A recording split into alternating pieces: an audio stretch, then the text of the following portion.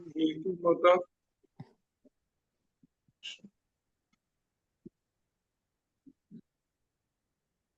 नीतू माता। हरे कृष्णा प्रभु जी, धन्यवाद प्रणाम। यथा धर्म आदयश्च अर्था मुनिवर्य अनुकीर्तिता ना तथा वासुदेवस्य महिमा ही अनुवर्णिता। हरे कृष्ण। अनुवाद पढ़िए दर्शना माता। हरे कृष्ण प्रभु जी, धन्यवाद प्रणाम। हरे कृष्ण। हे महामुनि, यद्यपि अपने धार्मिक कृत्य इत्यादि चार पुरुषार्थों का विस्तार से वर्णन किया है, किंतु आपने परम भगवान श्री वासुदेव की महिमा का वर्णन नहीं किया है। हरे कृष्ण प्रभु जी, धन्यवाद।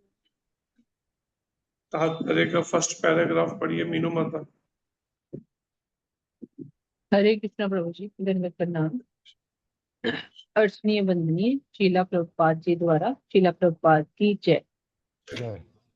श्रीनाथ मुनि ने तुरंत समस्या का कारण बता दिया। शील व्यासदेव के विषाद का मूल कारण उनके द्वारा पुराणों के विविध संस्करणों में जानबूझकर श्री भगवान की महिमा के वर्णन की उपेक्षा करना था। यद्यपि उन्होंने सामान्य ढंग से श्री भगवान श्री कृष्ण की महिमा का वर्णन किया तो था, किंतु उतना नहीं जितना कि धर्म, अर्थ, काम तथा मोक्ष का वर्णन किया था। ये चारों पुरुषार्थ श्री भगवान की भक्ति की तुलना में अत्यंत निकृष्ट हैं। प्रामाणिक विद्वान होने के कारण शील व्यासदेव इस अंतर को अच्छी तरह जानते थे। फिर भी उस उत्तम कार्य अर्थात भक्ति में सेवा को अधिक महत्व प्रदान न करके उन्होंने अपने बहुमूल्य समय का लगभग दुरुपयोग किया था, जिसके कारण वे विषादग्रस्त थे। इससे ये स्पष्ट संकेत मिलता है कि श्री भगवान की भक्ति में लगे बिना कोई भी अधिक प्रसन्न नहीं रह सकता। श्रीमद् भागवत गीता में भी इस तथ्य का स्पष्ट उल्लेख हुआ है। हरे कृष्ण प्रभु जी, धन्यवाद। एक पैराग्राफ पढ़िए निशा माता। हरे कृष्ण प्रभु जी, धन्यवाद प्रणाम। जगत गुरु श्रील प्रभुपाद की जय। धर्म आदि पुरुषार्थ की श्रृंखला में मुक्ति अंतम पुरुषार्थ है, जिसके पश्चात मनुष्य शुद्ध भक्ति में सेवा में प्रवृत्त होता है। यह आत्म सत्कार का ब्रह्मभूत अवस्था श्रीमद् भागवतम कहलाती है। इस ब्रह्मभूत अवस्था को प्राप्त करने के पश्चात मनुष्य संतुष्ट हो जाता है, किंतु यह तुष्टि दिव्य आनंद की शुरुआत है। मनुष्य को इस सापेक्ष संसार में निष्पक्षता तथा समता को प्राप्त करके प्रगति करनी चाहिए। इस समदर्शी अवस्था को पार करके वह श्री भगवान की दिव्य प्रेम भक्ति में स्थिर हो जाता है। श्रीमद् भगवत गीता में श्री भगवान का यही उपदेश है। निष्कर्ष यह है कि ब्रह्मभूत अवस्था बनाए रखने तथा दिव्य अनुभूति की मात्रा को बढ़ाने हेतु श्री नारद मुनि ने श्री व्यास देव को प्रोत्साहित किया कि वे भक्ति मार्ग में उत्साहपूर्वक बारंबार वर्णन करें। इससे उनका संपूर्ण विषय मिट जाएगा। हरे नारद कृष्णा जी प्रभु कहते जी, हैं, दंडवत हरे कृष्ण, हे महामुनि, यद्यपि आपने धार्मिक कृत्य इत्यादि चार पुरुषार्थों का विस्तार से वर्णन किया है। इनको धार्मिक कृत्यों में गिना गया चारों पुरुषार्थ, धर्म, अर्थ, काम और मोक्ष। ये चार पुरुषार्थ हैं जो वैदिक शास्त्र के अनुसार अगर किए जाएं तो धार्मिक कृत्य कहलाते हैं। लेकिन नारद जी कहते हैं, किंतु आपने भगवान वासुदेव की महिमा का वर्णन नहीं किया है। प्रभुपाद जी कहते हैं श्री नारद द्वारा किया गया निदान तुरंत घोषित कर दिया जाता है। व्यासदेव के विषाद का मूल कारण उनके द्वारा पुराणों के विविध संस्करणों में जानबूझकर भगवान की महिमा के वर्णन की उपेक्षा करना ही थी।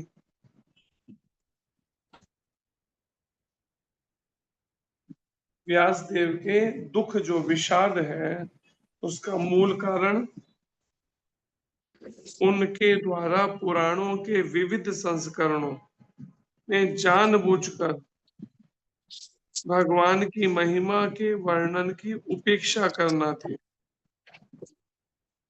यहाँ पर जो वर्णन प्रभुपाद जी ने जानबूझकर उपेक्षा की गई भगवान की महिमा के वर्णन के, और वही व्यासदेव जी के विषाद का दुख का कारण बना, असंतोष का कारण बना, असंतुष्टि का कारण बना। यद्यपि उन्होंने सामान्य ढंग से भगवान की महिमा का अथवा भगवान श्री कृष्ण की महिमा का वर्णन किया है, सामान्य ढंग से उन्होंने किया, किंतु उतना नहीं जितना कि धर्म अर्थ काम मोक्ष का वर्णन किया। अब ये जानबूझ के इसलिए लिखा गया है कि चारों पुरुषार्थों का बड़े विस्तार से वर्णन किया है श्रील व्यासदेव जी ने वैदिक साहित्य में। धर्म का, अर्थ का, काम का, मोक्ष का पूरे विस्तार पूर्वक वर्णन है, लेकिन भगवान श्री की लीलाओं का विस्तार पूर्वक वर्णन नहीं है। और ऐसे में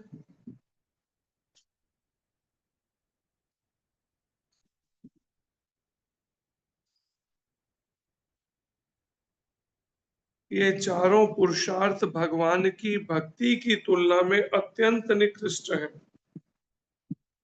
अगर इन चारों पुरुषार्थों की, धर्म अर्थ काम मोक्ष की, जिस पर संसारिक लोग जिसके लिए एक तरह से पागल हो रखे हैं, इन चार पुरुषार्थों के पीछे वो भले धर्म का पालन करते हो, लेकिन किस तरह का धर्म का पालन करते हैं? सुख संपत्ति घर आवे, कष्ट मिटे तन का। प्रभुपाद जी कहते हैं यहाँ पर बताओ, अर्थ और काम साथ में होना चाहिए। अर्थ भी होना चाहिए अपनी आवश्यकताओं की पूर्ति या सुख सुविधाओं के लिए, और इंद्रियों का तर्पण भी करना है हमें, लेकिन इंद्रियों का तर्पण के साथ में मोक्ष भी मिलना चाहिए। तो वो तरीका व्यास देव जी ने बड़े विस्तार से समझाया, विशेषकर उन संसारिक लोगों के लिए और खासकर गृहस्थियों के लिए। लेकिन वहीं पर जब भगवान की लीलाओं का गान करने का समय अवसर में उन्होंने उनको पूरा विस्तार से वर्णन नहीं किया, गान किया। इस बात की, इस कारण से असंतुष्टि है व्यासदेव जी को। प्रामाणिक विद्वान होने के कारण श्री व्यासदेव इस अंतर को भली भांति जानते थे। व्यासदेव जी प्रमाणित परंपरा में थे और विद्वान थे, तो भली भांति जानते थे इस अंतर को, धर्म अर्थ काम मोक्ष के और भगवान की भक्ति के। प्रामाणिक विद्वान होने के कारण और फिर भी इस उत्तम कार्य अर्थात भक्तिमय सेवा को अधिक महत्व प्रदान न करके उन्होंने अपने बहुमूल्य समय का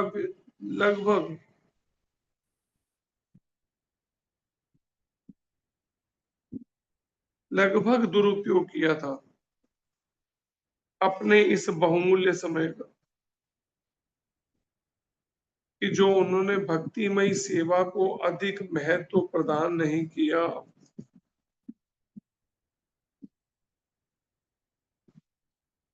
और फिर प्रभुपाद जी कहते हैं जिसके कारण वे विषादग्रस्त थे, मन बहुत ही असंतुष्ट है,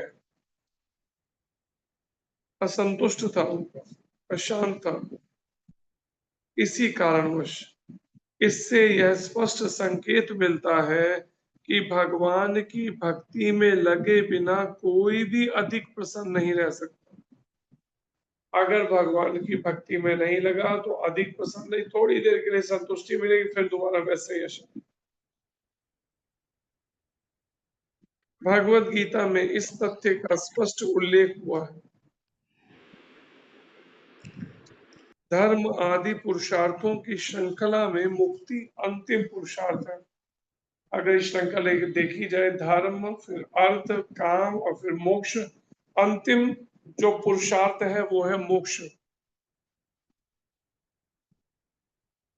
जिसके बाद मनुष्य शुद्ध भक्तिमय सेवा में प्रवृत्त होता है। उसके बाद शुद्ध भक्ति में प्रवेश जो शुरू होता है करना, भक्ति करना। इसलिए ये बात एक तरह से कही जाती है, जहां पर भगवत गीता का ज्ञान जो है पूर्ण होता है, उसके बाद श्रीमद् भागवत की शुरुआत होती है। क्योंकि भगवत गीता के बताए तरीके से जीवन ना ढालते हुए अगर कोई समर्पण नहीं करता या मोक्ष पाने की जो सोच है गीता के अंदर, उतनी यात्रा जब तक पूरी तय नहीं करता साधना करके, तब तक संभव नहीं है भगवान की शुद्ध भक्तिमय सेवा को वो समझ सके या पहचान सके। धर्म आदि पुरुषार्थों की श्रृंखला में मुक्ति अंतिम पुरुषार्थ है, जिसके बाद मनुष्य शुद्ध भक्तिमय सेवा में प्रवृत्त होता है। यह आत्म साक्षात्कार या ब्रह्मभूत अवस्था कहलाती है। इसे कहा गया आत्म साक्षात्कार या ब्रह्मभूत अवस्था। शुद्ध भक्तिमय सेवा में अगर कोई प्रवृत्त हो जाए तो धीरे धीरे ये अवस्था को प्राप्त होता है। आत्म साक्षात्कार की अवस्था और या फिर ब्रह्मभूत अवस्था कहलाती है।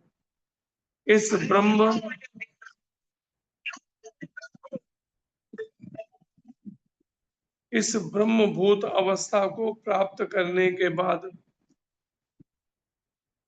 मनुष्य संतुष्ट हो जाता है, किंतु यह तुष्टि दिव्य आनंद की शुरुआत है।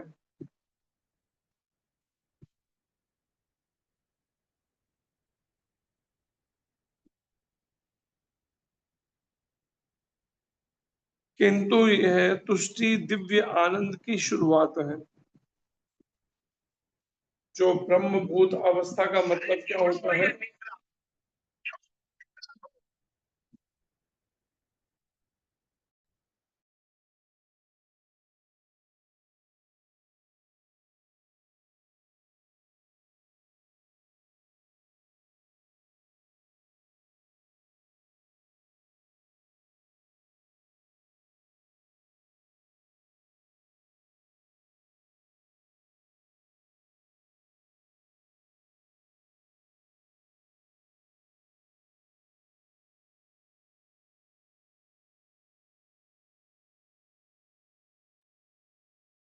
हरे कृष्णा प्रभु जी। हरि बोल। प्रभु प्रभु जी जी, हरे कृष्ण। हरे कृष्णा प्रभु जी, मीट हो गया। हरे कृष्णा। हरि बोल प्रभु जी। हरे कृष्णा। हरे कृष्णा प्रभु जी। हरे कृष्ण।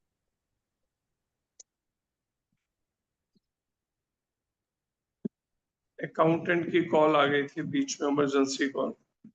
ओटीपी आया था मेरे नंबर पे, इस कारण से बीच में कर। तो यहाँ पर जो शिल प्रभुपाद कहते हैं, तो ब्रह्मभूत अवस्था किसे कहा जाता है बताइए? ब्रह्मभूत अवस्था किसे कहते हैं?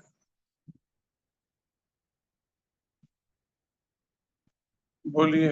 स्वरूप। हरे कृष्णा प्रभु जी, तनवत प्रणाम। हरे कृष्ण। प्रभु जी, ब्रह्मबोध अवस्था मतलब प्रत्येक व्यक्ति में भगवान का स्वरूप देखना। निशा माता। हरे कृष्णा प्रभु जी, दंडवत प्रणाम। हरे प्रभु कृष्ण। जी, इसमें मनुष्य संतुष्ट हो जाता और उसे दिव्य आनंद की शुरुआत हो जाती है उसमें। भावना माता। हरे कृष्णा प्रभु जी, इसमें भगवान का ज्ञान होना, ब्रह्म का बोध हो जाना, ब्रह्म आत्मा और क्या होता क्या? परमात्मा, ये ब्रह्म है क्या चीज जिसका बोध हो जाना? आत्मा और परमात्मा को जान लेना। माधुरी प्रेम माता। हरे कृष्ण प्रभु जी, दंडवत प्रणाम। प्रभु जी, हरे ब्रह्म कृष्ण। का मतलब हो गया आत्म साक्षात्कार। जब हमें पता लग जाए कि हम लोगों का भगवान जी से क्या रिलेशन है, भगवान श्री कृष्ण से।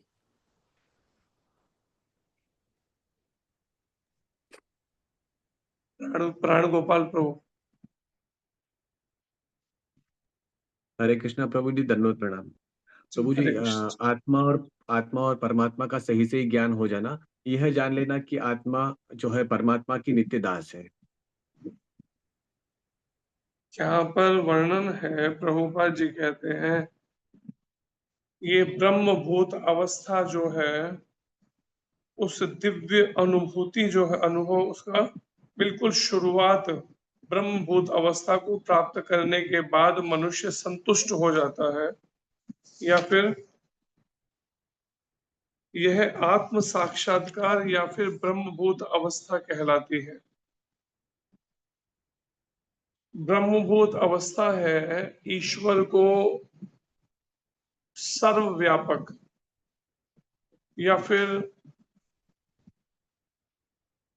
ब्रह्म के ज्ञान में जो रमन करे, या ईश्वर जैसे सूर्य की किरणें सब जगह व्याप्त हैं, ऐसे ही ईश्वर भी अपनी अचिंत्य शक्ति के द्वारा सब जगह व्याप्त है। इस भाव से उसके सारे व्यवहार बदलने लगते हैं, व्यवहार ढल जाते हैं इसके अनुसार। अभी तक क्या है, मन में है मैं और मेरा वाली सोच है, मैं शरीर हूं और ये सब मेरा है, मेरा परिवार है, मेरा घर है। लेकिन ब्रह्मभूत अवस्था के अंदर उसकी ये मानसिकता नहीं रहती, सोच। इस तरह की मानसिकता या भौतिकतावादी सोच से वो ऊपर उठ जाता है, देहात्म बुद्धि से, और वसुधैव कुटुंबकम वाली सोच में स्थित होता है कि ये सारी वसुधा जो धरती है भगवान का ही परिवार है, कुटुंबकम। तब उसमें इस तरह की अपने पराये वाली या मैं और मेरे वाली, मैं और मेरा, तू और तेरा वाली सोच नहीं रहती, विचारधारा। इसलिए फिर ऐसी अवस्था में वो किसी से भी ईर्ष्या नहीं करता, और ना ही मन में वासना रहती है, काम वासना। प्रभुपाद जी कहते हैं इस ब्रह्मभूत अवस्था को प्राप्त करने के बाद मनुष्य संतुष्ट हो जाता है। अभी तक क्या था, मन में काम और कामनाओं ने डेरा डाल रखा था, किसी से राग था या अनुराग था, और किसी से द्वेष भी था, मन में आ जाता था विचार द्वेष के। लेकिन जैसे जैसे ये अवस्था प्राप्त हुई, ब्रह्मभूत अवस्था किसी, तो परिणाम में वो संतुष्ट हो जाता है। किंतु यह तुष्टि दिव्य आनंद की शुरुआत है। इसको पूरी तरह से ये नहीं कह सकते हाँ भगवत प्राप्ति हो गई उसको, ये तो पहली सीढ़ी है, पहली शुरुआत है आध्यात्मिक जीवन में उस आनंद की, दिव्य आनंद की। मनुष्य को इस सापेक्ष संसार में निरपेक्षता तथा ममता प्राप्त करके प्रगति करनी चाहिए। इस सापेक्ष संसार में निरपेक्षता तथा समता प्राप्त करके प्रगति करनी चाहिए। क्या मतलब हुआ ये सापेक्ष संसार में? सापेक्ष का संसार का मतलब क्या है? इस सापेक्ष संसार में निरपेक्षता तथा समता प्राप्त करके प्रगति करनी चाहिए। बोलिए माधुरी प्रेम माता।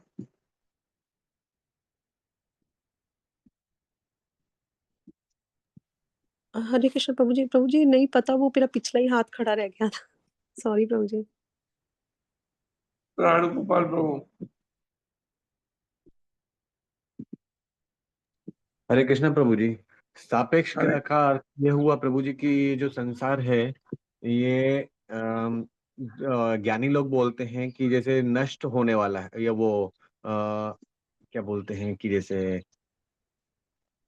मिथ्या है। तो ये संसार प्रभुपादी हमें बता रहे हैं सापेक्ष है, ये नष्ट होगा लेकिन ये मिथ्या नहीं है।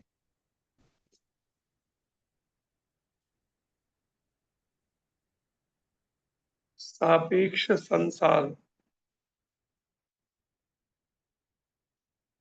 एक है वास्तविक संसार या वैकुंठ जगत, और दूसरा है सापेक्ष संसार जो उसका एक तरह से प्रतिबिंब के रूप में, जैसा शाश्वत जगत है वैकुंठ जगत, ये क्या है? ये नश्वर जगत है, लेकिन है उस जैसे सापेक्ष। जो कुछ यहाँ पर है वो सब वहां धाम में भी है, सब चीज जो कुछ भी यहाँ हो रहा, लेकिन अंतर क्या है? वहां सब कुछ शाश्वत है और ये उसके सापेक्ष वैसा ही, जैसे एक अलग से रचा गया, जैसे एक है व्यक्ति और दूसरा उसकी पेंटिंग बनाई गई बिल्कुल वैसे ही सापेक्ष उस तरह से ही संसार बिल्कुल, लेकिन अंतर क्या है? वो शाश्वत है, ये नश्वर है। और इस सापेक्ष संसार में निरपेक्षता तथा समता प्राप्त करके प्रगति करनी चाहिए। निरपेक्षता का मतलब क्या होता है? निरपेक्षता, निरपेक्षता तथा समता प्राप्त करके। निरपेक्षता का मतलब क्या है?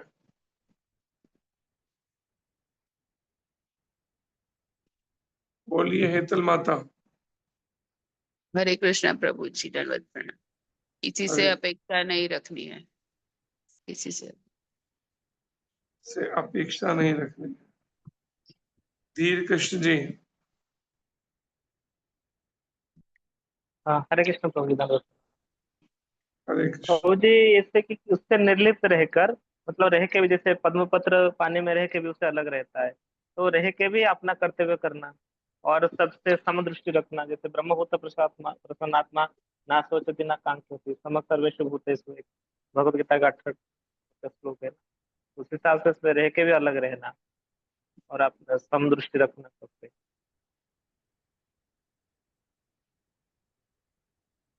किसी से भी अपेक्षा न रखना, या फिर इसके कुछ और अर्थ भी हैं। बेपरवाह होने की अवस्था या फिर बिना किसी पक्षपात के। निरपेक्ष का एक अर्थ है बिना किसी पक्षपात या भेदभाव के रहना, कोई पक्षपात। और यहाँ पर प्रभुपाद जी कहते हैं निरपेक्षता तथा समता, कि बिना किसी का पक्ष लिए हुए इस सापेक्ष संसार में या इस भौतिक जगत में, जो आध्यात्मिक जगत का एक तरह से प्रतिबिंब नहीं तो वो शाश्वत है, ये नश्वर है। और ऐसे निरपेक्ष और समता प्राप्त करके मन में कैसा भाव हो? समता का भाव, और निरपेक्ष किसी पक्षपात से रहित, समभाव रखते हुए, समदृष्टि रखते हुए, इस तरह से मनुष्य को प्रगति करनी चाहिए। जब तक कोई व्यक्ति निष्पक्ष निर्णय नहीं लेता या सब में सम दृष्टि नहीं रखता, समता का भाव नहीं रखता, तब तक आध्यात्मिक जीवन में उन्नति संभव नहीं है।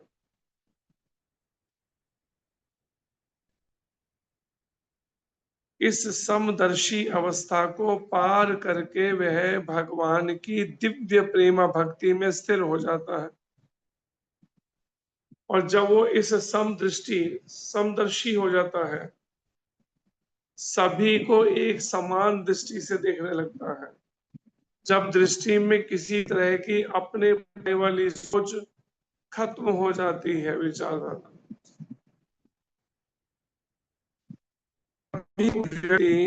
भगवान की दिव्य प्रेम भक्ति में स्थिर हो जाता है, भगवान की दिव्य प्रेम भक्ति में स्थिर हो जाता है।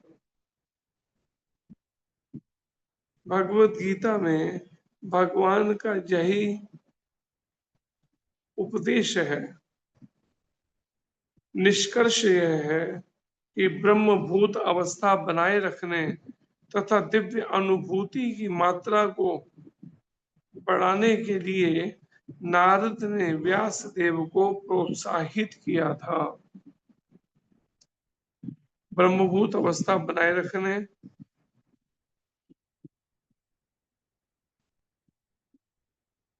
तथा दिव्य अनुभूति की मात्रा को बढ़ाने के लिए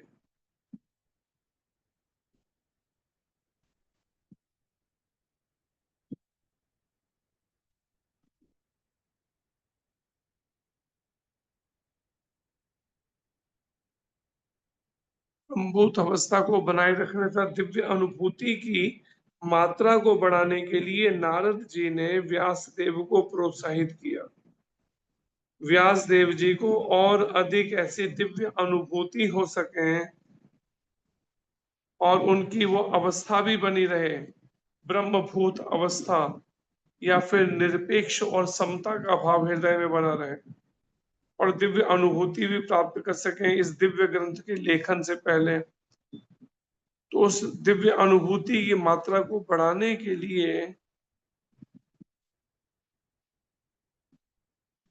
नारद ने व्यासदेव को प्रोत्साहित किया था।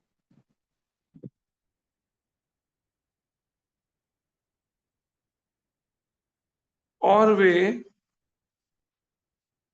भक्ति मार्ग का उत्सुकता पूर्वक बारंबार वर्णन करें, इससे उनका सारा विषाद मिट जाएगा।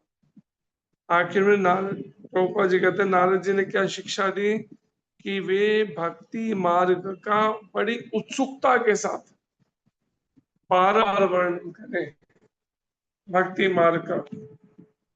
और अगर वो ऐसा करते हैं, भगवान श्री कृष्ण की भक्ति के बारे में बड़े उत्सुकता पूर्वक बताते हैं, तो उनका सारा विषाद जितना भी है, मन में असंतोष है, वो सारा दूर हो जाएगा। विचार कीजिए, जो जो असंतुष्ट है, अशांत है, मन स्थिर नहीं होता, उनको क्या करना चाहिए? भगवान श्री कृष्ण की भक्ति उत्सुकता पूर्वक करनी चाहिए, बड़े उत्साह, बड़े लगन के साथ में, तब संभव है। ऐसे ढीली ढाली भक्ति से नहीं भगवान मिलेंगे। ये ठीक है, जैसे महाराज कहते ना, एक वो भक्त ने माला की और माला करके माला रखी, अगले दिन फिर कुछ ढूंढने लगा, तो दूसरे उसके साथ में भक्त ने पूछा क्या ढूंढ, कहते माला नहीं मिल रही। माला ऐसी जगह फेंकी कि अगले दिन मिल ही नहीं रही माला। तो यहाँ पर प्रभुपाद जी कहते हैं इस श्लोक के माध्यम से, बड़े उत्सुकता के साथ करना चाहिए भगवान श्री कृष्ण की भक्ति, तब कुछ उम्मीद कर सकते हैं कि वो भक्ति पथ पे उन्नति करता हुआ समता के भाव में रहकर और आध्यात्मिक उन्नति तब भी संभव है। हमने कहा पहले आप लोगों ने श्लोक किया होगा, लेकिन श्लोक थोड़ा सा लेट पहुंचा उस समय। एक भगवान कृष्ण और राधा रानी की एक लीला थी, जिसमें राधा रानी के मन में इच्छा उठी कि मुझे श्याम सुंदर जो है उनसे नृत्य सीखना है। नृत्य सीखना, और सीखना भी किससे है? श्याम सुंदर से, श्री कृष्ण से। और ये मन बनाकर उन्होंने मन बनाया कि मैं जाती हूँ वहां पर वृंदावन में बरसाने से नृत्य सीखने के लिए। सारी गोपियों ने समझाया कि तुम उसके पास जा रही हो नृत्य सीखने। वो अपनी भाषा में जैसे गोपियां कहती है वो तो चोर है या इस तरह का। अब वो अपने अपने तरीके से गोपियां अपने विचारों को व्यक्त जब बताने लगी, वो कुछ ना कुछ चुरा लेगा, हम भी साथ चलेंगे। राधा रानी के नहीं, आज इस बार तुम साथ नहीं जाओगे, मैं अकेली ही जाऊंगी। अब परिणाम सब तरह से कोशिश की, लेकिन वो समझने को तैयार नहीं। राधा रानी की मैं अकेली जाऊंगी, कोई साथ नहीं जाएगा उनसे नृत्य सीखने के लिए श्री कृष्ण से। जब देखा नहीं तो परिणाम गोपियों ने क्या किया, एक पेपर पेन लेकर आई, सारे एक एक गहने नोट करने लगे कि राधा रानी ने कौन कौन से गहने पहने हुए हैं, कि कल को वहां जा रही हैं उनके पास में चोर के पास तो वो कुछ चुरा ही ले, गहने ही चुरा ले। अब राधा रानी मन में सोचती कैसे ये श्याम सुंदर को आज तक समझ ही नहीं पा रही कि वास्तव में श्याम सुंदर है क्या। इनको आज तक यही बात नहीं समझ आ रही। लेकिन वो गोपियां तो अपनी धुन में हैं, एक एक चीज नोट करती हैं, हाथ में कितने कंगन पहने हैं, गले में कौन कौन से हार पहने हैं, कितने तरह के हार हैं, कानों में कैसे कुंडल है, कुंडल में मोती कितने लगे हैं, मोतियों में हीरे कितने लगे, एक एक बात नोट हो रही है वगैरह। हाथों में कितनी अंगूठियां पहनी हुई हैं, कमरबंद और चरणों में पायल, एक एक बात जब सब नोट कर ली गई, क्योंकि राधा रानी किसी को साथ नहीं ले जा रही। अब राधा रानी चल पड़े। अब जब वृंदावन पहुंची बरसाने से, जब श्याम सुंदर से मिलना हुआ तो श्याम सुंदर को कहती हैं, आज मैं ना आपसे नृत्य सीखने आई हूँ, क्योंकि आपके नृत्य की बड़ी मैंने चर्चा सुनी है, बहुत सुंदर आप नृत्य करते हो, मेरे को आपसे नृत्य सीखना। श्याम सुंदर कहते क्या करोगे नृत्य सीख कर? लेकिन राधा रानी नहीं, मुझे तो सीखना है, और वो भी आप ही से ही सीखना है, क्योंकि आप जिस तरह से नृत्य करते हो लोग बड़ी आपकी गुणगान करते हैं, मेरे को आपसे सीखना है।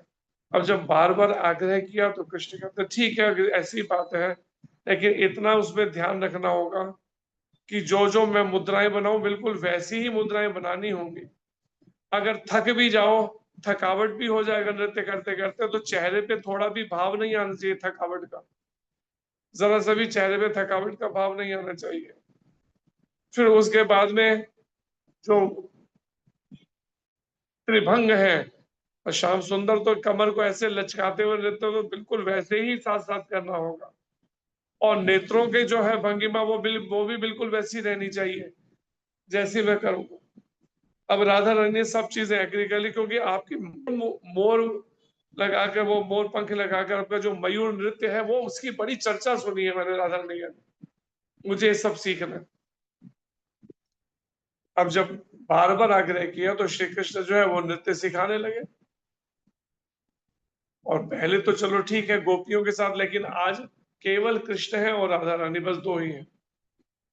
आज श्री कृष्ण ने बिल्कुल वैसी वैसी मुद्राएं सब कुछ सिखा दिया, और सिखाने के बाद जब सारा नृत्य सीख लिया, अब राधा रानी अच्छा अब मैं चलती हूँ बरसाने के लिए।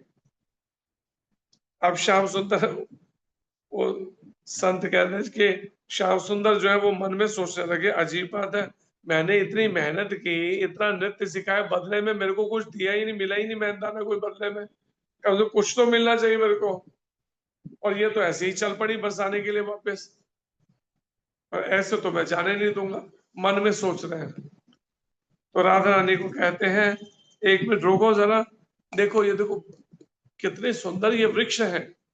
राधा रानी अभी मेरे को विलम्ब हो गया तो मेरे को भी वापस जाना। कहते हैं हाँ चले जाना, लेकिन कितने सुंदर ये वृक्ष है, और वृक्षों में तो पक्षी कितने सुंदर है। और ऐसे करते करते पहले गले के पीछे हाथ रखा, लेकिन नहीं हुआ, तो फिर उसके बाद में उनको वो कहते कहाँ पे है पक्षी? श्याम सुंदर कहते वो तो सामने। कहते मुझे तो राधा रानी कहते दिखाई नहीं दे रहे। कहते मैं दिखाता हूँ, इधर हाथ करो अपना, और हाथ उनका पकड़ा, और करके जैसे ही दिखाने लगे बड़े तरीके से उनकी दो में से एक उंगली से अंगूठी गायब कर दी, एक अंगूठी का। और परिणाम गोपियों ने पहले ही कहा था कि वो कुछ ना कुछ चुरा लेंगे, लेकिन वो मानने को तैयार नहीं थे। एक अंगूठी गायब कर दी उसमें से, और परिणाम में अब कहते अच्छा अब ठीक है, अब जाओ। मैं कहते पक्षी तो दिखे नहीं, राधा रानी कहते कोई बात नहीं, अगली बार दिखा दूंगा श्याम सुंदर का, क्योंकि पक्षी दिखाना तो मकसद नहीं था, मकसद था उनके कहीं ना कहीं अंगूठी गायब करने दी, कुछ बस कहते पक्षी अगली बार दिखा दूंगा, कोई बात नहीं, अभी तुम जाओ बरसाने।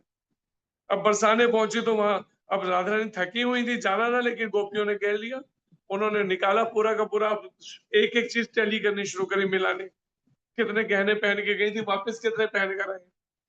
अब राधा नहीं कहा, अभी जाने दो, बाद में गले, कहते नहीं गिनती तो अभी होगी पहले। अब एक एक सारे उन्होंने सुने, नाक में नथ है, कानों में कुंडल उस तरह के पहने हुए हैं, गले में हार कितने हैं, गिनती करो हार, सारे पूरे चेक करते करते जिस समय उंगलियों पर आई तो पता चला दोनों कर कमलों में राधा रानी के दो दो अंगूठियां थी, उनमें से एक अंगूठी गायब है। कहते हाँ कि पाए ना पकड़ में, पहले ही कहा था कि वो कुछ ना कुछ चुरा लेगा, सुनी कहा दिया आपने, कितनी बार हमने मना किया था, हम भी साथ चलती हैं, कहते नहीं मैं अकेली जाऊंगी। तो इतनी लीलाएं हैं। जैसे श्रील भक्ति सिद्धांत महाराज जी को किसी ने पूछा, प्रभुपाद जी के दिव्य जो गुरुदेव हैं, उनको किसी ने पूछा आप हर रोज एक न्यूज़पेपर प्रिंट करते हैं गोलोक धाम की खबरों का, आध्यात्मिक जगत का, तो इतनी खबरें लाते कहां से हैं आप, इतनी खबरें? तो श्रील भक्ति सिद्धांत महाराज कहते हैं अगर मेरे को अवसर मिले ना तो मैं हर क्षण हर पल एक नया न्यूज़पेपर निकाल सकता हूँ, इतनी मेरे पास खबरें हैं आध्यात्मिक जगत की, गोलोक धाम की। तो भगवान का जो ये गोलोक धाम है, वहां पर नित्य नई ही लीलाएं चलती है दिव्य, लेकिन जब तक हम उस लीलाओं में या अंतर्मुख नहीं होते तब तक उसमें प्रवेश नहीं मिलता। अभी तो हमें बाहरी संसार ही नहीं भूलता ना शरीर भूलता है और ना ही शरीर से संबंधित रिश्ते और वो भूलता कुछ भी, लेकिन अंतर जगत में प्रवेश करने के लिए बाहरी जगत को एक बार के लिए बिल्कुल भूलना पड़ता है, तभी उस अंतर जगत में प्रवेश मिल सकता है, अन्यथा नहीं। अगर थोड़ा भी इस संसार या भौतिक जगत में अभी कुछ भी आसक्ति है, कुछ भी राग द्वेष है, मन में कुछ भी अभी कुछ वासनाएं और इच्छाएं भोगनी शेष है वासनाएं, तब तक प्रवेश संभव नहीं है। तो इस चीज से समझना चाहिए। यहाँ पर भी आज के श्लोक में जो नारद जी ने वर्णन किया शिला व्यास देव जी को, कि आपने भगवान वासुदेव की लीलाओं का गान का पूर्ण नहीं किया, ये कारण है आपके असंतोष का। ठीक है, आपने धर्म अर्थ काम मोक्ष के बारे में बहुत कुछ बताया, एक तरह से पूरा एक एक वेदों का विभाग किया तो उसके ऊपर ही लिख डाला पूरा, लेकिन जब तक आप भगवान वासुदेव की लीलाओं का गान नहीं करेंगे तब तक असंतोष खत्म नहीं होगा मन का। तो इसलिए इस बात को कि ईश्वर सर्वव्यापक है या परमात्मा रूप में हृदय में रहता है, इन सब विचारधाराओं से ऊपर है भगवान की भक्ति।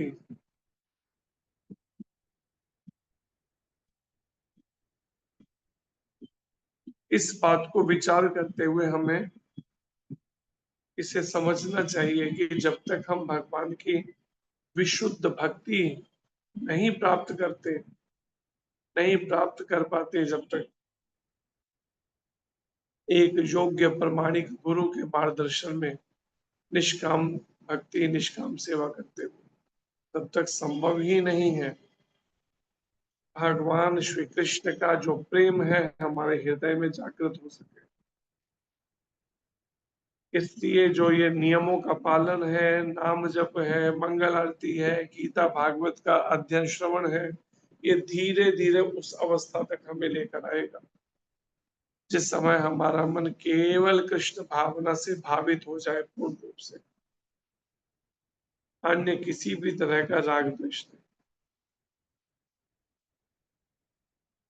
ऐसी अवस्था को प्राप्त करना बहुत जरूरी है, तब भी संभव हो सकता है कुछ अनुभूतियां हो सके, अनुभव हो सके। और उसी का ये अभ्यास है महाप्रभु का बताया हुआ। क्या अभ्यास है? कीर्तनिया सदा हरि, नाम गाने सदा रुचि। सदा श्री कृष्ण कीर्तन, हरे कृष्ण कृष्ण कृष्ण हरे हरे, हरे राम राम राम हरे हरे। इस महामंत्र का जप कीर्तन माला पर बिना माला के कैसे भी बंद ना हो, ये अभ्यास करना चाहिए। हरे कृष्ण। ग्रंथ राज श्रीमद् भागवत महापुराण की जय। जय भगवान श्रीला वेद व्यास जी की जय। जय श्री नारायण ऋषि जी की जय देवी सरस्वती माता की जय। श्री सुखदेव गोस्वामी महाराज की जय। जय जी महाराज की जय। जय जय विष्णु महाराज की जय। श्री गुरु महाराज की जय। जय अनंत कृष्ण वृंद की जय। हरि हरि हरि बोल। हरि हरि हरे कृष्णा प्रभु जी दंडवत प्रणाम। हरे कृष्णा प्रभु जी दंडवत प्रणाम। हरे कृष्ण प्रभु जी दंडवत प्रणाम। हरे कृष्णा प्रभु जी हरे दंडवत प्रणाम। दंडवत प्रणाम। हरे कृष्ण हरे कृष्ण हरे कृष्णा प्रभु जी पंचायत प्रणाम। हरे कृष्ण। हरे कृष्ण। हरे कृष्णा प्रभु जी, आपका बहुत बहुत धन्यवाद। हरि हरि बोल। प्रभु जी, प्रश्न है क्या? आपके आगे है तो प्रश्न ले सकते हैं जी जी। वीर कृष्ण प्रभु जी, आप पूछिए अपना प्रश्न। हरे कृष्ण प्रभु जी धन्यवाद।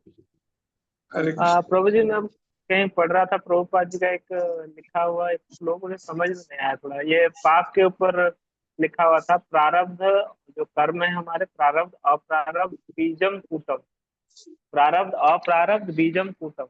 प्रारब्ध अप्रारब्ध तो हो गया कि प्रारब्ध जो हम भोग चुके हैं, अप्रारब्ध जो नहीं भोगे हैं। ये बीजम कूटम थोड़ा समझ कूटस्थ है जो अभी अंकुरित ही नहीं हुआ है अभी, और दूसरा है जो अभी बीज रूप में पड़ा है। समय के साथ में जब परिस्थितियां होंगी तब वो एक समय के बाद ही कहीं अंकुरित होगा। इस तरह के भी कई सारे कर्म हैं जिनका अभी नंबर ही नहीं है, प्रारब्ध अप्रारब्ध से अलग ही वो पड़े हैं अभी। एक है क्रियमाण है, इसको दूसरा नाम एक और दिया है। क्रियमाण का मतलब है जो हम अभी कर रहे हैं लेकिन भविष्य में हमें उसके फल भोगने पड़ेंगे, वो है क्रियमाण। कूटस्थ है अभी वो पड़े हैं खाली, कभी भविष्य में नंबर आएंगे अगले, कभी किसी जन्मों में या किस समय में। तो प्रभु जी भक्ति रसामृत सिंधु में ही आया था कि जैसे हम दान पुण्य करने से हमारा प्रारब्ध अप्रारब्ध और बीज चला जाएगा, लेकिन फूट नहीं जाएगा, जो बार बार आएगा।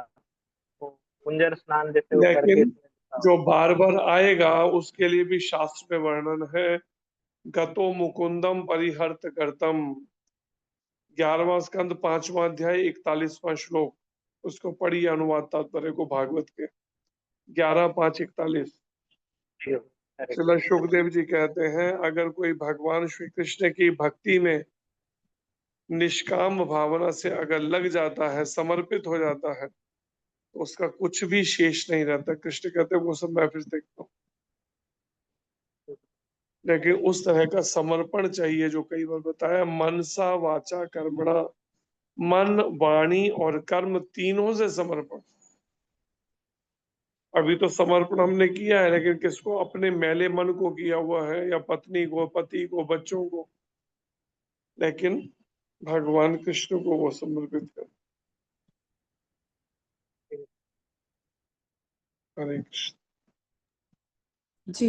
दीपिका माता जी, आप पूछिए अपना प्रश्न। हरे कृष्ण प्रभु जी दंडवत प्रणाम। हरे प्रभु जी, कृष्ण। ब्रह्मभूत अवस्था नहीं समझ आया। तो ब्रह्मभूत अवस्था, हाँ जी। ब्रह्मभूत मैंने बताया कि जैसे एक होता है ना ब्रह्म ज्योति, हाँ जी। भगवान श्री कृष्ण के शरीर से जो दिव्य प्रकाश निकल रहा है वही एक रूप में ब्रह्म ज्योति कहलाता है, जिसमें असंख्य वैकुंठ लोग स्थित हैं।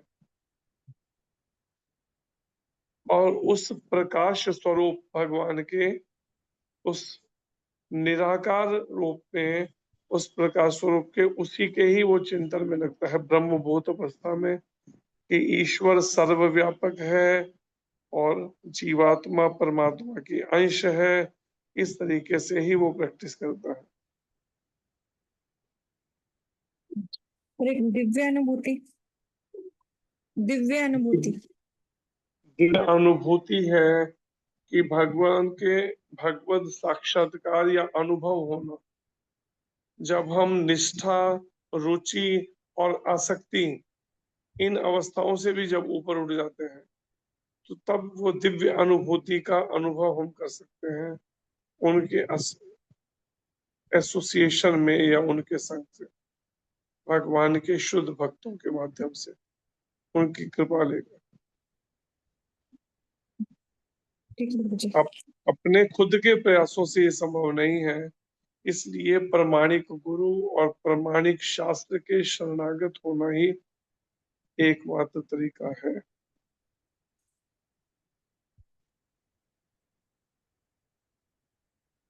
थैंक यू प्रभु जी। हरे कृष्ण। हरे कृष्ण।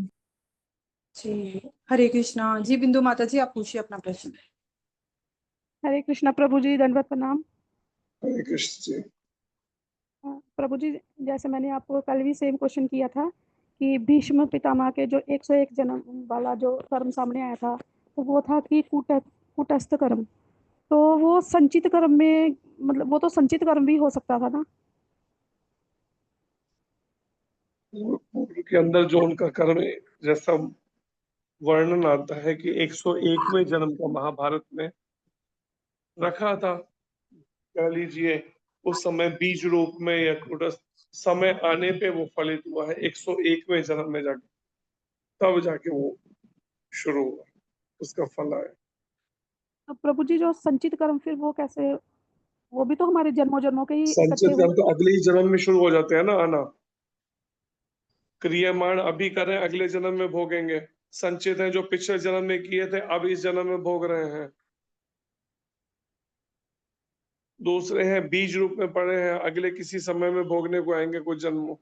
और एक है कूटस्थ जो बिल्कुल पड़े ही थे, कहीं पर कब जाग गया अचानक वो, उस भी कर्म का 101वें जन्म का वो सामने आ गया अचानक निकल के।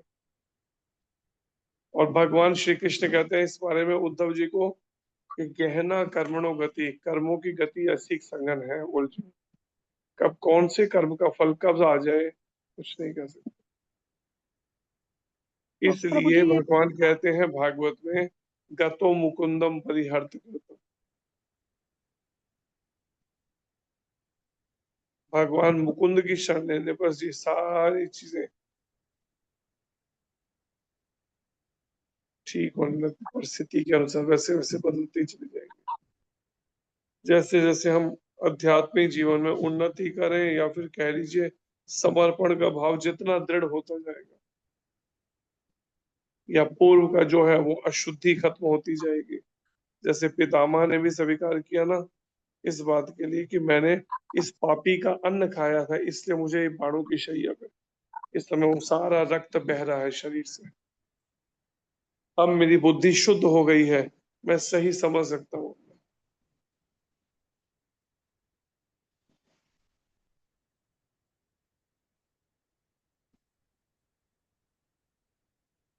बोलिए दीपिका माता। प्रभु जी, एक और वो जो प्रारब्ध, फिर प्रारब्ध किसमें, किस टाइप के कर्म हुए? क्या प्रश्न है? मैंने पूछा प्रभु जी कि अगर संचित मान, क्रियामान और ये कुटस्थ है, तो फिर उस प्रारब्ध कौन से कर्म हुए? अभी तो बताया, अभी मैंने बताया प्रारब्ध किसे कहते हैं, अभी दोबारा फिर पूछते हैं। अभी मैंने प्रभु जी बताया नहीं कि प्रारब्ध जो है उसने जो पूर्व में जो उसने कर्म किए उसका फल जो है, चाहे इस जन्म में या फिर अगले जन्म में उसको जो सामने आ रहा है, प्रारब्ध उसका है। क्रियमाण है जो अभी कर रहा है, अगले जन्म में भोगेगा, आगे भोगेगा वो भविष्य में। अभी तैयार कर रहा है, कर्म करता चला जा रहा है। कूटस्थ है जो अभी पड़े हैं, उसके बीज रूप में समय के साथ में कभी भी अंकुरित हो सकते हैं, 101वें जन्म में आ गए सामने निकल कर। संचित है जो रखे हैं, अगले कुछ जन्मों में 2 जन्म 4 जन्म पर कभी आते रहेंगे। लेकिन बीज रूप वाले पड़े थे 100 साल पहले के, 101वें साल के, अचानक 101वें जन्म के, और अचानक वो अंकुरित हो गया आगे सब। भगवान कहते हैं मेरे अलावा कोई इसे नहीं समझ सकता कब कौन से कर्म का फल कब सामने आएगा। तो प्रभु जी बीज रूप में वो कर्म ऐसे भी तो फलित हो गया ना उनका, ऐसे ही मतलब समझने के लिए कि जैसे द्रौपदी की उन्होंने कोई गुहार नहीं सुनी, वो अपने मतलब बंधनों में फंसे थे, तो उस वजह से वो एक मतलब बीज जो था पड़ा हुआ, वो उनकी एक गलती से वो फलित हो गया, ऐसा भी समझ सकते हैं? मतलब उनके सामने द्रौपदी द्रौपदी के, नहीं, दोबारा बोलो क्या बात कर रहे हैं? मैंने कहा प्रभु जी इन कुटस्थ कर्मों को ऐसे भी समझ सकते हैं कि वो जो बीज रूप में पहले से पड़ा था 101 जन्म का, तो जब इस जन्म में द्रौपदी के साथ भरी सभा में अन्याय हो रहा था, तो वो एक गलती की वजह से वो जो पिछला बीज वो फलित हो गया, वो ऐसा भी समझ सकते हैं? और भी कई कारण, खाली एक ही कारण थोड़ी है। तो पितामह ने कहा ना, मैंने पापी का अन्न खाया था, जिस कारण से मुझे ये बाणों की शैया पे लेटना पड़ रहा है। एक साथ में कई कई कर्मों के फल एक साथ में इस तरह से आ जाते हैं। खाली एक ही कारण कई बार नहीं होता है घटना घटने के पीछे, कभी एक भी होता है और कभी कई अन्य भी होते हैं, कई कारण एक साथ भी होते हैं।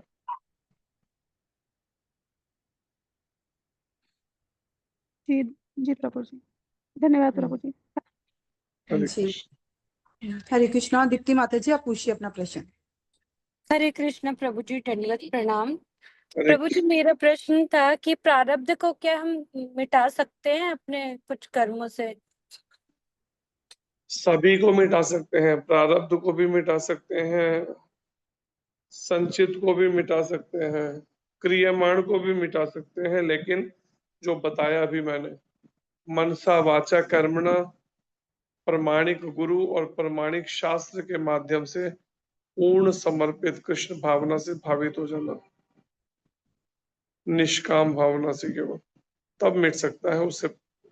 और उसमें भी मार्जन करने के लिए आपको एक प्रमाणिक गुरु और प्रमाणिक शास्त्र के मार्गदर्शन में करना पड़ेगा उसका मार्जन। थोड़ा भी और कुछ नहीं चलेगा, लापरवाही, तब मिट सकते हैं। इतना गंभीर है कि उसे कुछ और दिखता ही नहीं है।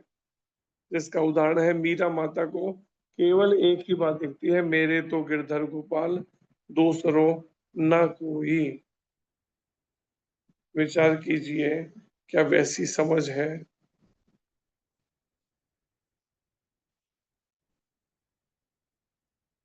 अब प्रभु जी इस जन्म में जो हमारा प्रारब्ध है, उस जिस समय हमारा शरीर का निर्माण हुआ, उसमें का जो प्रारब्ध है, क्या उसे हम मिटा सकते हैं प्रभु जी? क्या वो मिट सकता है? भक्ति, निष्काम भक्ति के द्वारा सभी मिट सकते हैं, मैंने भी तो बताया आपको। लेकिन वो भक्ति उस तरह की होनी चाहिए जैसे मीरा जी की है, वैसी लगन के साथ होनी चाहिए, और कहीं भी इंद्रियों को नहीं देना है, कहीं भी। केवल भगवान श्री कृष्ण की भक्ति, उन्हीं की प्रसन्नता के लिए की जाए।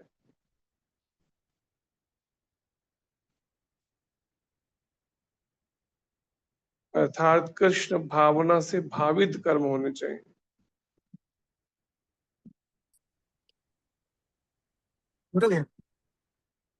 हरे कृष्ण। हरे कृष्ण प्रभु जी, दंडवत प्रणाम। Thank you. जी हरे कृष्णा। मंजुला माता जी आप बोलिए। हरे कृष्णा प्रभु जी, दंडवत प्रणाम। जी हरे कृष्ण जी। हाँ प्रभु जी, जैसे अभी आपने बताया कि भीष्म पितामह के 101वां जन्म, मतलब जैसे कोई भी हम अपने कर्मों को प्रारब्ध को मिटा सकते हैं भक्ति के द्वारा। तो भीष्म पितामह तो जानते हैं कि वो कृष्ण भगवान है और उनको मानते भी थे, भक्त भी थे, तो फिर वो क्यों ना मिटा पाए अपने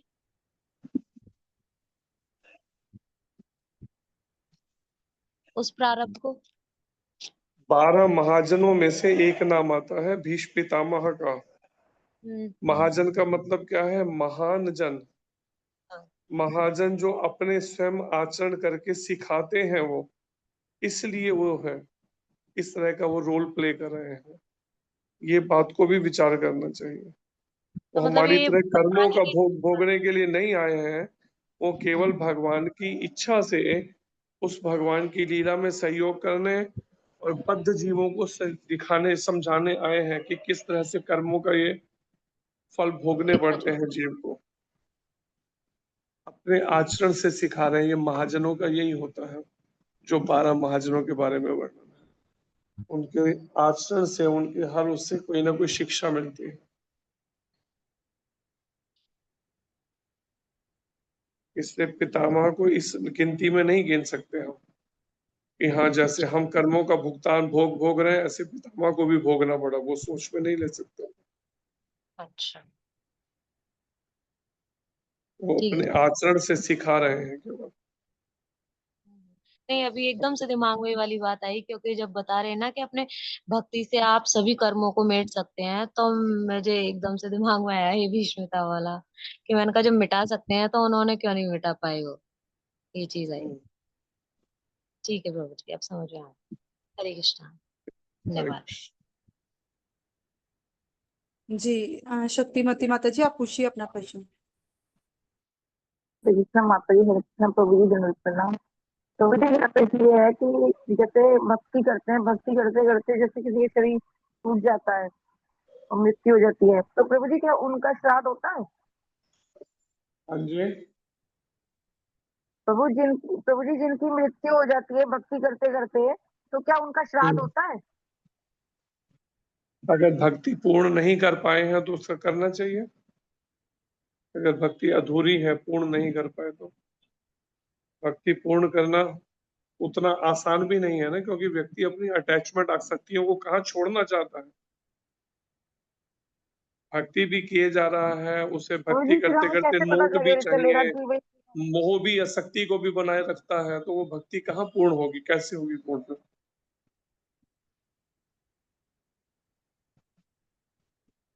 ठीक है, प्रभु जी भी कैसे पता लगेगा कि इन्होंने भक्ति पूर्ण की है अभी नहीं करी है?